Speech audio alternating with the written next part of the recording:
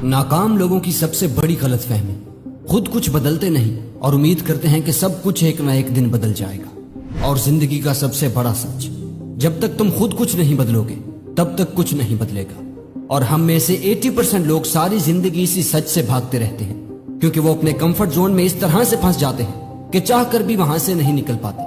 जिंदगी में हर इंसान चाहता है कि उसके हालात बदले। कोई भी इंसान ये नहीं चाहता कि उसे जिंदगी में कभी किसी चीज पर कंप्रोमाइज करना पड़े। कोई नहीं चाहता कि उसे 10-10 रुपए के लिए दूसरों के आगे हाथ फैलाना पड़े। हर इंसान चाहता है कि उसे जब भी कोई चीज पसंद आए तो उसे उसी वक्त खरीद ले। कोई भी इंसान ऐसे घर में नहीं रहना चाहता जो शुरू होते ही खत्म हो जाए। कोई इंसान नहीं चाहता कि उसे गुर्बत और मुफलिसी में रहना पड़े। हर इंसान अपने हालात, अपनी जिंदगी और अपनी किस्मत को बदलना चाहता है। तो फिर क्यों लोग ये सब चाहते हुए भी अपने हालात नहीं बदल पाते?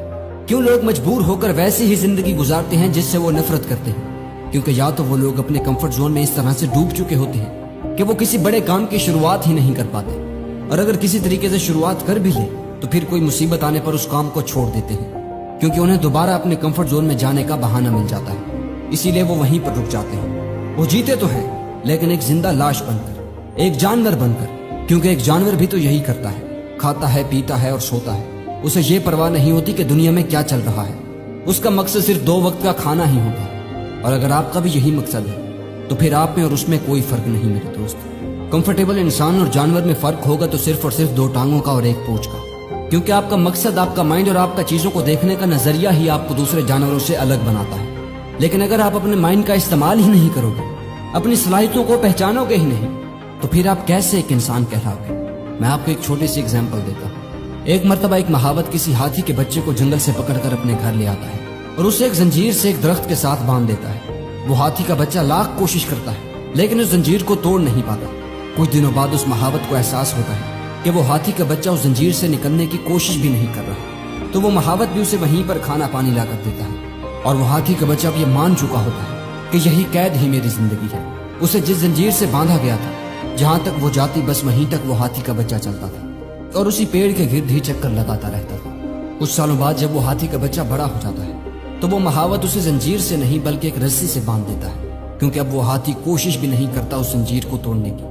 अब अगर उस हाथी को उस ताकत और उन सलाहियतों का पता होता जो उसके पास है, तो जंजीर और रस्सी क्या, वो पूरे के पूरे दरख्त को ही उखाड़ फेंकता। लेकिन नहीं, वो वहां से आजाद होने की कोशिश भी नहीं करता, सिर्फ इसलिए कि वो हाथी अपने कंफर्ट जोन में चला गया है। और उसी हाथी की तरह हम भी अपने कंफर्ट जोन में अटके रहते हैं और सोचते हैं कि यार जैसा चल रहा है उसे चलने दो, क्यों कुछ नया करने की जरूरत पड़ी है।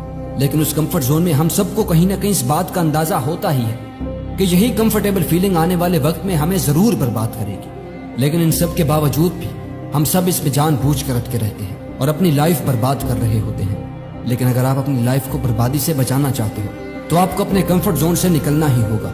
आपको हर वो काम करना होगा जिसे आपने अधूरा छोड़ा हुआ है। आपको हर उस चीज को आजमाना होगा जिससे आपको डर लगता है। आपको हर उस चीज को हासिल करना होगा जिनके कभी आप सिर्फ ख्वाब देखा करते थे।